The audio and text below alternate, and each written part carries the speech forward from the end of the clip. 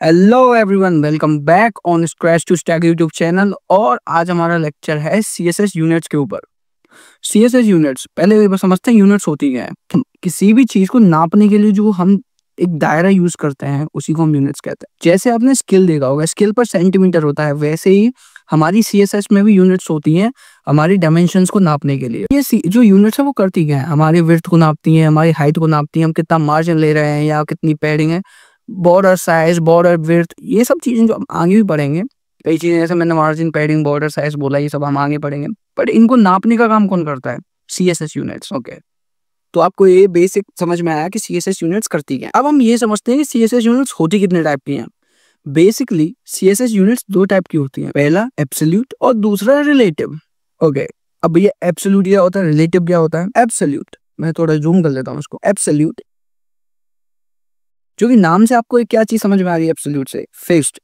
Absolute जिनका नाम से ही आपको एक चीज समझ में आ रही है, फिक्स्ड, मतलब कि जैसे सेंटीमीटर, जैसे स्केल पर सेंटीमीटर फिक्स्ड होता है, वो इतना है, वो इतना ही रहेगा, ऐसे ही हमारी एब्सोल्यूट यूनिट्स फिक्स्ड होती हैं। ये स्क्रीन के साइज, स्क्रीन की विड्थ या पेरेंट या एनवायरमेंटल फैक्टर्स के अकॉर्डिंग चेंज नहीं होती। अब ये रिलेटिव क्या होता है? रिलेटिव फ्लेक्सिबल होती हैं, मतलब वो सराउंडिंग के हिसाब से चेंज होती रहती है। जैसे अगर मैंने अपने पेरेंट का फॉन्ट साइज बढ़ा दिया तो वो चेंज हो जाएंगी। मैंने अगर अपनी ब्राउजर विंडो का साइज कम या ज्यादा कर दिया तो वो वेरी करेंगे उसके अकॉर्डिंग।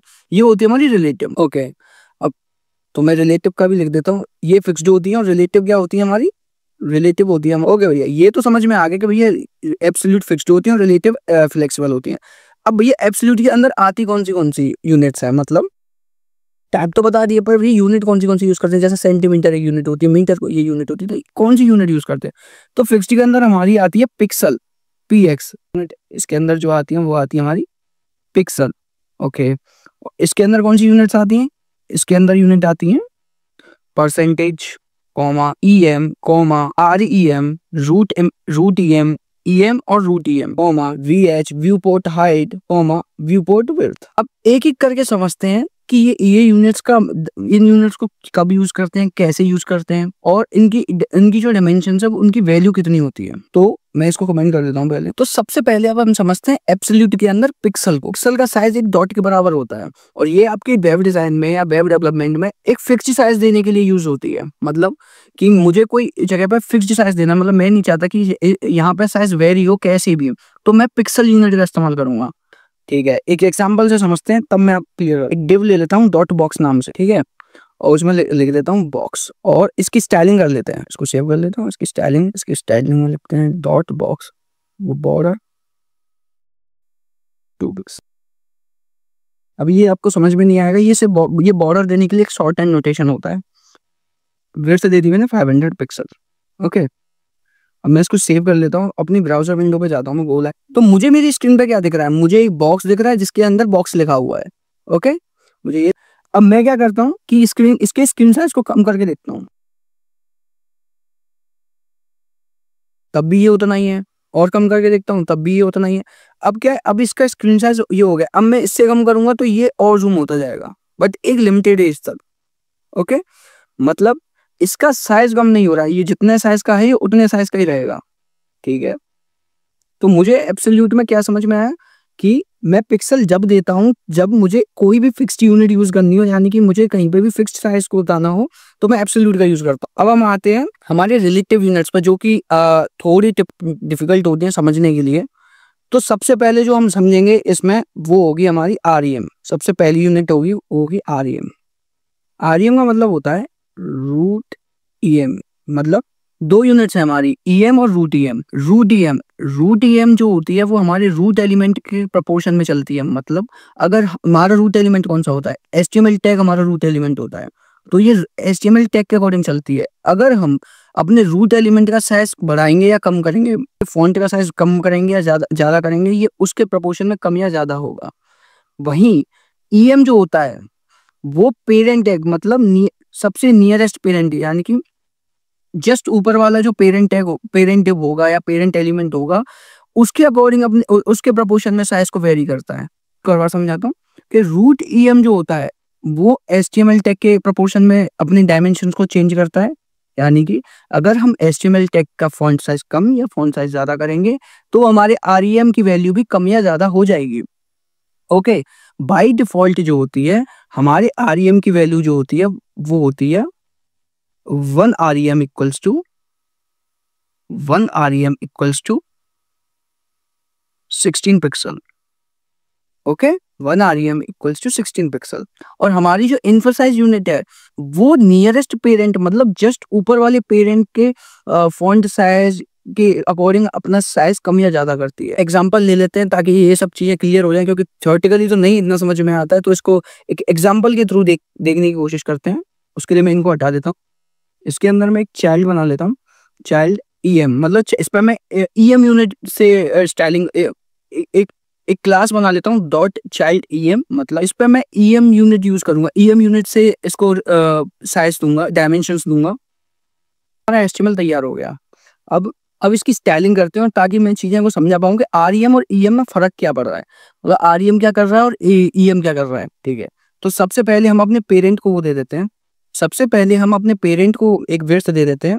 क्या दे देते हैं कि इसका फॉन्ट साइज जो है हो जाए भैया 20 पिक्सल, क्योंकि हम पेरेंट पेरेंट का तो नहीं चाहते कि पेरेंट का वेरी करे, तो उसके लिए तो हम फिक्स रख लेते हैं। बाकी नीचे जो चाइल्ड है उनकी स्टाइलिंग REM और EM में करते हैं। तो पहले डॉट चाइल्ड जो EM वाला है उसको हम EM में स्टाइलिंग करेंगे। उसका फॉन्ट साइज हो जाए 1.5 EM। ठीक है, और डॉट चाइल्ड REM इसका फॉन्ट साइज हो जाए 1.5। लुक, मैंने एक में EM दिया है, मैंने एक में 1.5 EM यूज किया है और एक में 1.5 REM यूज किया है। और मैंने बताया था EM जो होता है वो नियरेस्ट पेरेंट यानी कि डॉट पेरेंट वाली क्लास से अपनी पोर्शन में चेंजेस लेगा, अपनी डायमेंशंस को लेगा। और डॉट और जो REM है वो HTML टैग यानी कि 1 REM इक्वल्स टू 16 पिक्सल उससे प्रपोर्शन में अपनी डायमेंशंस को मैच करेगा। ठीक है, अब देखते हैं इनमें डिफरेंस कितना आता है। तो मैं इसको सेव कर लेता हूँ, मैं अपने HTML को भी सेव कर लेता हूँ। अब तुम्हें क्या दिख रहा है कि ये जो मेरा पेरेंट टेक्स्ट है ये 20 पिक्सल का है, वहीं मेरा जो ये EM वाला EM के साथ बच्चा EM के साथ इसका size 1.5 of their parent div. समझ में आया? इसका प्रोपोर्शन इसका साइज किसके प्रोपोर्शन में चल रहा है? पेरेंट डिव के में। वहीं ये जो REM वाला है इसका साइज EM वाले से कम है, क्योंकि मैंने बताया था ये HTML टैग वाले उसको लेके चलता है। इसकी वैल्यू होती है 1 REM इक्वल्स टू 16 पिक्सल। वहीं मैं पेरेंट का साइज कर देता हूँ 48। अब देखो तुम, इसको सेव कर लेता हूँ। अब देखो और बढ़ गया इसका साइज, 1 कर देता हूँ, इतना जिसका इसके जितना ही है, जितना पेरेंट का उतना ही है 1 EM, मतलब कि उससे जितना पेरेंट का उतना ही। अगर मुझे 1.5 तो 1.5 गुना कर दो पेरेंट के साइज का, ये है अंतर इनमें। ठीक है, होप सो REM और EM आपको क्लियर हुआ, क्योंकि सबसे ज्यादा दिक्कत जो आती है बच्चों को वो EM और REM में भी आती है। मुझे भी मेरे टाइम पे आई थी जब मैंने पढ़ी थी। अब नेक्स्ट आते हैं हमारे, नेक्स्ट क्या आता है हमारा भैया VH और VW। VH और VW से आप क्या समझ पा रहे हैं? मैंने आपको व्यू पोर्ट पढ़ाया था। व्यू पोर्ट क्या होता है? जो आपको व्हाइट पोर्शन दिख रहा है, ये पूरा व्हाइट पोर्शन ये होता है आपका व्यू पोर्ट, जहाँ पे आपका HTML टैग, आपकी स्टाइलिंग, आपका वेब पेज दिख रहा है। जो स्क्रीन का पोर्शन होता है वो होता है आपका व्यू, जहां से आपका वेब पेज स्टार्ट हुआ वो आपका व्यू पोर्ट होता है। ठीक है, अब भैया VW क्या है, VH क्या है? VW व्यू पोर्ट विड्थ और VH व्यू पोर्ट हाइट। मैं इसको लिख भी देता हूँ यही, ताकि आपको याद भी नहीं चाहिए कि VW होता है आपका व्यू पोर्ट विड्थ और VH होता है आपका व्यू पोर्ट हाइट। ठीक है, अब इसका मतलब क्या है? अगर मैंने लिखा कि मेरी विड्थ जो है वो 1 VW है, तो इसका मतलब है कि मेरे व्यू पोर्ट स्क्रीन की विड्थ पूरी विड्थ का 1% हो, मतलब 1% of entire view port. Entire, इसका मतलब है कि 1% of entire view port height.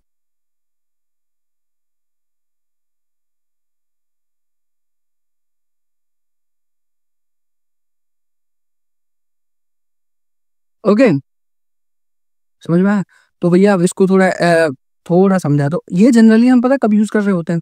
इसका जनरली यूज होता है जब हमें पूरे एंटायर स्क्रीन को कवर करना हो। मतलब मुझे कोई भी चीज़ ऐसी हो, जैसे मुझे बैकग्राउंड है, कोई एक बैकग्राउंड है, मुझे उसको पूरे एंटायर स्क्रीन पे लगाना है, तो मैं यूज़ करूँगा, मुझे 100 VH यूज़ कर लूँगा। मैंने अभी क्या बताया, अगर मैं 1 लिखता हूँ 1 VH तो 1% of entire view port height या विड्थ।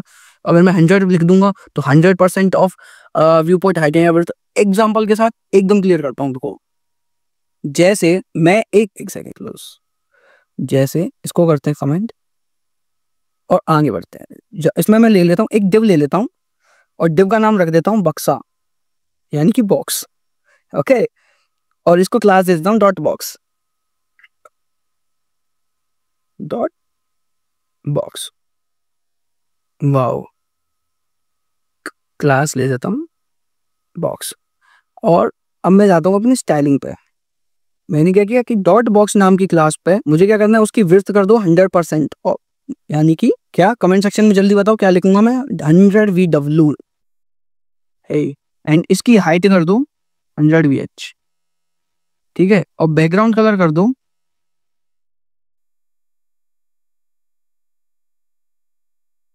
अपने HTML को सेव करते हैं। अब जाते हैं अपनी ब्राउजर विंडो पे। कि आपको क्या दिख रहा है, एक वाइट पोर्शन अभी। अब जैसे ही हम आ जाएंगे, पूरी एंटायर स्क्रीन में मेरा एक्वामरीन कलर हो चुका है। मैं बस यही समझाने की कोशिश कर रहा था। व्यू हाइट और व्यू पोर्ट का मतलब यही है, और ये यूज भी इसीलिए होता है जब हमें पूरी एंटायर स्क्रीन को कवर करना हो, या स्क्रीन का एक स्पेसिफिक पार्ट यानी 50% कवर करना हो, 25% कवर करना हो, तो हम 25% ऑफ VH या 25% ऑफ VW दे देते हैं। ओके, व्यू पार्ट हाइट और व्यू पोर्ट एकदम क्लियर होंगे। लास्ट जो बचता है आपका, क्योंकि मैंने EM बता दिया बहुत अच्छे से, REM बता दिया, VW VH पिक्सल, एकदम पिक्सल बताया था कि एब्सोल्यूट यूनिट होती है, चेंज नहीं होती है, फिक्स्ड। अगर हमें कभी कोई फिक्स्ड यूनिट देनी हो तो हम PX पिक्सल का यूज करते हैं। तो ये परसेंटेज क्या चीज है, मान लो कि आपके पास एक बॉक्स है, ठीक है, और आप उस बॉक्स में एक छोटा बॉक्स रखना चाहते हैं। अब उस बॉक्स में छोटा बॉक्स रखना चाहते हैं, और वो जो छोटा बॉक्स है उसकी हाइट उस बॉक्स के आधे होनी चाहिए, मतलब हाफ होनी चाहिए। तो ये कैसे कैलकुलेट करोगे भाई, उसके लिए तो आपको पेरेंट की हाइट पता होनी चाहिए, फिर पेरेंट की हाइट पता होनी चाहिए, उसके अकॉर्डिंग आप कैलकुलेट करोगे। कैसे करोगे, आपको यूज करना पड़ेगा परसेंटेज। मतलब ये क्या करता है, ये आपको परसेंटेज में कैलकुलेट करके देता है कि मुझे क्या चाहिए, आधी हाइट चाहिए, मतलब मुझे 50% ऑफ पेरेंट हाइट चाहिए। ये जो है, ये एक रिलेटिव प्रॉपर्टी है, मतलब रिलेटिव यूनिट है। क्यों, क्योंकि ये पेरेंट के साइज के हिसाब से वेरी करेगी। अगर आपने 30% लिख दिया तो ये 30% ऑफ पेरेंट हाइट या विड्थ, या आपने लिख दिया 50% तो ये 50% ऑफ पेरेंट हाइट या विड्थ। तो एग्जांपल के साथ समझते हैं कि जैसे ये मैंने दे रखा है, ठीक है। अब इसके अंदर मैं एक और डिव लिख देता हूँ चाइल्ड बॉक्स के नाम से, चाइल्ड बॉक्स, ठीक है। और इसमें लिख देता हूँ भैया मैं तो चाइल्ड बॉक्स हूँ, चाइल्ड बॉक्स। अपनी स्टाइल पे गया, डॉट बॉक्स को मैंने ये दे रखी है। मान लो मैं डॉट बॉक्स को फिक्स दे देता हूँ 500 पिक्सल, ताकि आपको एक एब्सोल्यूट चीजों की पता हो। ऐसा VH के कुछ झंझट नहीं रखते हैं। 500 पिक्सल। अब मैं क्या चाहता हूँ कि मेरा जो बॉक्स हो वो इसके हाफ पोर्शन को कवर करे, मतलब आधे में आए, इसका 50% एयर है। तो मैं कहा जाऊंगा, मैं डॉट चाइल्ड, चाइल्ड बॉक्स, उसके सामने स्टाइलिंग अपना लूँ तो मैं 50, विड्थ कितनी होनी चाहिए 50%, हाइट कितनी होनी चाहिए 50%। किसके रिस्पेक्ट में चलता है ये परसेंट, ये चलता है अपने पेरेंट के नियर बाई पेरेंट, जो सबसे ऊपर वाला पेरेंट है ना, जो सबसे नियर बाई पेरेंट है या एब्सोल्यूट पेरेंट होता है, जो उसके रेफरेंस में चलती हैं चीजें। तो मैंने ये कर दिया। अब इसको बैकग्राउंड कलर दे देते हैं ताकि ये इसमें थोड़ी डिफरेंशिएट कर सकें, डिफरेंशिएटर के तौर पे यूज कर लेते हैं इसको। बैक, ओके, इसको ब्लैक दे देते हैं, इसको सेव कर लेते हैं, देन इसको सेव कर लेते हैं। हे, और आप चलते हैं। क्या दिख रहा था अभी आपको, या तो पूरा पेज कवर दिख रहा था, क्या सरप्राइज, क्या दिख रहा है आपको। अगर मैं इसको देखूं, जाके कट करता हूं और मैं इस पे क्लिक करता हूं, तो मुझे क्या दिख रहा है यहाँ पे देखो, 500x500, ठीक है, क्योंकि ये तो मैंने दिया था। अब वहीं मैं इस पे जाता हूं तो देखो, यहाँ पे देखो, स्क्रीन पे एकदम जूम करके दिखाता हूँ। क्या यहाँ पे आपको दिख रहा है 250x250, क्या ये हमने दिया था, नहीं, ये तो भाई खुद ने कैलकुलेट किया है। तो ब्राउजर आपका खुद कैलकुलेट कर लेता है जब आप परसेंटेज में यूनिट्स देते हैं तो, ठीक है। अगर आपको 60% चाहिए तो 60%, अगर 70% चाहिए तो 70%, ये होता है। तो मैंने आपको इस सेक्शन में पूरी यूनिट्स को डिटेल में समझाया है। ये मोर देन सफिशिएंट है, इससे आगे और कुछ नहीं होता है इनमें। और बाकी मिलते हैं सेशन में, तब तक के लिए अपना ख्याल रखिए।